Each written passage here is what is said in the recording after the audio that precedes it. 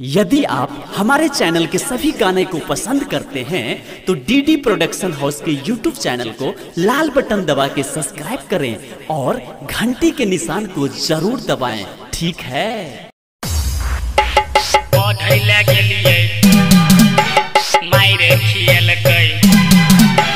पढ़ैले हम कोचिंग गेलिए, चिकन चाकन एगो छौरी फसलिए।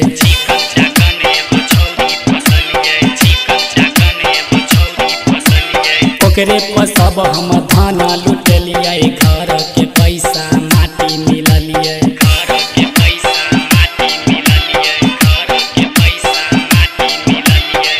तैयो उ पतर की छौरी मायर खिएलकै, मास्टरवा से छौरी मायर खिएलकै हो।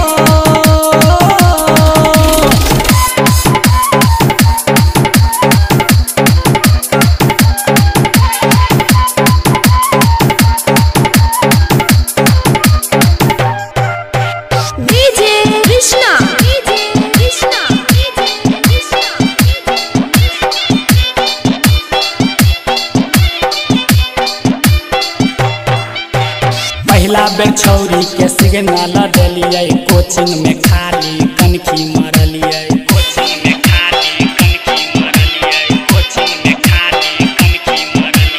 पढ़ैले ओकरा पेन हम दिलिए, रास्ता में से हो कुल्फी खियौलिए।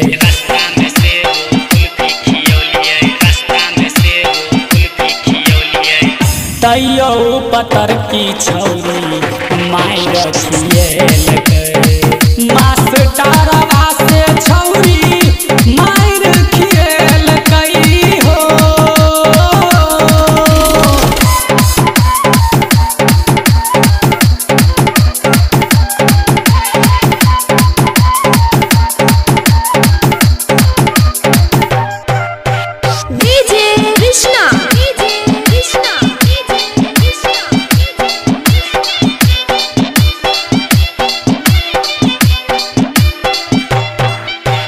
केकरो कहल हम नहीं मानलिए, ओकरे से हम प्यार कर लेलिए।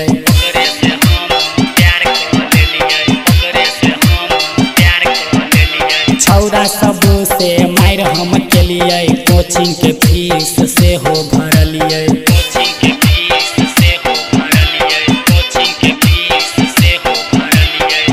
तैयो पतर की छौरी मायर खिएलकै, मास्टरवा से छौरी मायर खिएलकै हो।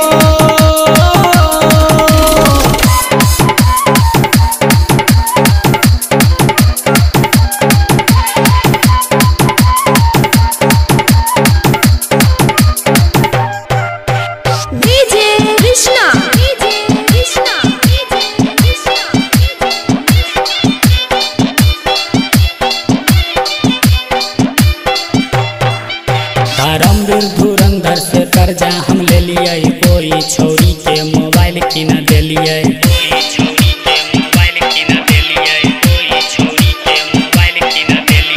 ओकरा खातिर हम की नहीं केलिए, डीडी प्रोडक्शन में गाना गेलिए।